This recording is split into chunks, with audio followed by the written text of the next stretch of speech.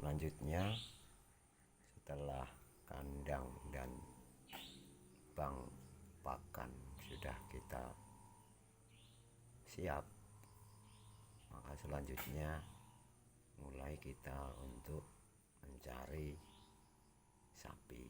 Ada dua pilihan model pemeliharaan, apakah feeding atau penggemukan atau breeding.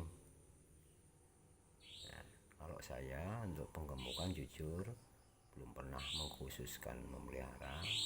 Kalaupun pernah mencoba untuk menggemukan, itu berbarengan dengan breeding. Saya akan membicarakan breeding dulu aja.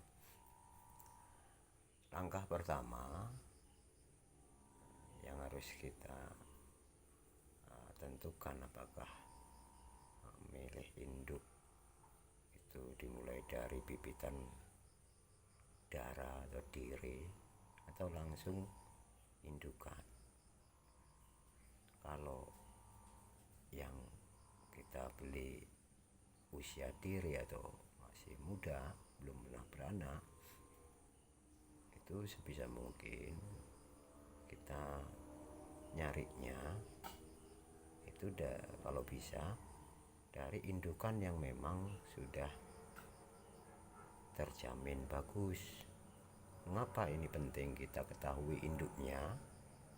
Karena ada beberapa sapi sama-sama, contohnya limosin atau metal, sama-sama merah, tapi bisa jadi anakan ini berasal dari induk yang jenisnya lain. Kalau seandainya kita menemukan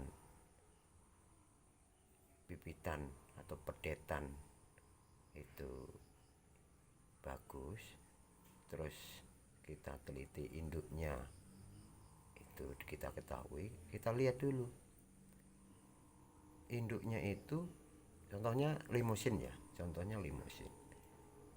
limosin, apakah indukannya juga limosin? Karena ada indukan PO atau indukan kopioran, itu anaknya juga limosin. Nah, kalau ternyata indukannya bukan limosin, walaupun anaknya limosin, itu nggak bagus untuk dijadikan induk berikutnya. Mengapa? Pengalaman yang dialami oleh beberapa teman, itu sapi turunan kedua ini bukan asli limosin, ini akan lebih sulit hamil. Maka saya sarankan carilah pedetan yang berasal dari galur murni. Jadi kalau limosin, induknya harus limosin. Kalau metal, ya induknya harus metal.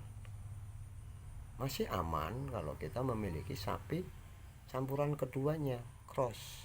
Jadi dari limosin disilangkan dengan metal, nanti anaknya biasanya cenderung ke limosin atau cenderung ke metal. Ini masih aman. Mengapa? Karena indukannya memiliki sifat yang berasal dari daerah di luar Indonesia yang sama. Tapi kalau indukannya dari PO atau sapi Jawa, terus anakannya ternyata sapi merah, ini agak sulit. Jadi carilah sapi yang galur murni, itu kalau pedetan. Nah, sekarang kalau indukan, ini hati-hati kalau kita beli sudah berupa induk. Alangkah baiknya kalau beli indukan itu ajak temen yang berpengalaman atau cari pedagang yang sudah kita kenal nama baiknya atau terpercaya lah gitu. Karena beberapa indukan terlihat mata itu bagus, sehingga kita tertarik untuk membelinya. Padahal harusnya kita lebih teliti, karena logikanya gampang. Ada indukan bagus kok dijual, nah ini tanda tanya. Harusnya logikanya orang yang memiliki indukan bagus selama masih produktif harusnya jangan dijual, karena ini mesin produksi yang luar biasa menjanjikan, loh kok dijual. Nah ini harus tanda tanya. Bisa jadi sapi indukan yang akan kita beli itu bermasalah. Nah, kalau kita tanya jelas yang jual nggak mau jual, supaya laku ya nggak mau menceritakan kelemahannya. Nah, makanya kita sebagai pembeli harus pinter-pinter jeli untuk melihat sebenarnya sapi ini masalah atau enggak. Pengalaman saya kalau dimintain teman untuk mencari bibitan indukan yang sudah jadi indukannya, itu saya lakukan pertama, saya lihat dari jauh sudah kelihatan sapi itu bagus atau enggak.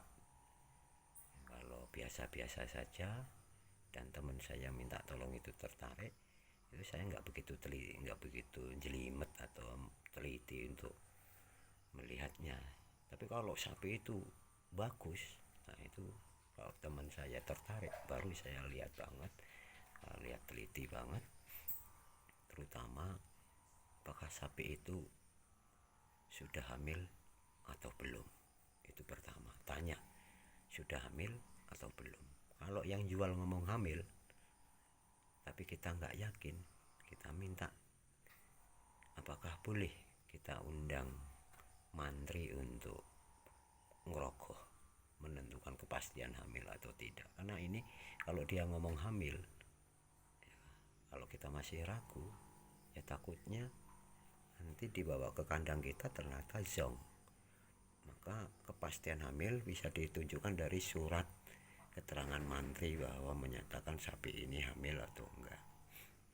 Tapi biasanya kalau hamil ya harganya mahal banget. Itu yang pertama. Kalau ternyata indukan itu belum hamil, ditanya sapi ini anak yang sudah lahir dulu itu sudah berapa bulan di sapi. Ya. Kalau sudah lebih dari 7 bulan anaknya di sapi, kok indukan belum hamil, ini timbul tanda tanya. Harusnya sapi yang bagus yang akan kita jadikan indukan itu 3 bulan setelah melahirkan itu harusnya sudah bisa hamil lagi. Jadi kalau sampai lebih dari setengah tahun, 7 bulan belum hamil, ini berarti sapi ini mulai muncul masalah. Itu. Soal gemuk atau kurus nggak jadi masalah. Bahkan kalau saya nyari, jangan nyari yang gemuk. Karena kalau gemuk jelas harganya lebih mahal. Iya. Kemudian ya, kalau belum hamil itu agak lebih sulit. Kalau dikawinkan susah untuk hamil. Atau jangan terlalu kurus, ya sedang-sedang saja. Patokannya gampang kok untuk menentukan sapi itu sehat, tidak kurus, tidak terlalu gemuk. Kalau gemuk jelas ya kelihatan, tapi kalau kurus yang sehat itu patokan saya tulang rusuk. Tulang rusuknya itu nggak boleh menonjol lebih dari 3. Kalau masih 1, 2, 3 itu belum dikatakan kurus. Tapi kalau sudah 4 itu berarti sapi sudah masuk kriteria kurang gizi, sehingga nanti kalau kita beli agak repot. Kalau dikawinkan juga susah untuk jadi hamil. Kita perlu merawat dulu sampai masuk kriteria sapi sehat. Jadi ada waktu yang kita pakai untuk perbaikan body sapi dulu. Itu untuk secara fisik kalau kita tertarik sapi bagus. Nah, bagaimana politik kita menghadapi pedagang atau peternak yang mau menjual sapi yang bagus? Kita tanyakan aja, mengapa sapi bagus kok dijual, Pak? Harusnya kan jadi indukan. Mungkin dia akan jawab, saya butuh duit. Ya kita tanya sambil guyon, untuk apa sih Pak kok sampai jual sapi kalau hanya butuh duit? Misalnya dia cerita, tak jual mau untuk beli motor, biaya anak sekolah, mau nikahkan anaknya, menghitankan anaknya. Berarti, dan itu ternyata memang benar apa yang disampaikan dia benar. Berarti insya Allah sapi ini aman dari cacat, karena dia jual, adanya sapi bagus ya dijual. Tapi kalau jawabannya nggak jelas, misalnya sapi bagus kok dijual, ya udah bosan ngurusi. Kalau dapat duit untuk apa sih Pak? Ya ditabung. Ini harus dicurigai, sapi ini berarti ada masalah. Dia nggak butuh duit kok dijual, berarti masalah sapi ini. Bisa jadi sapi ini masalah nggak bisa hamil, bisa jadi sapi ini kawin berulang, bisa jadi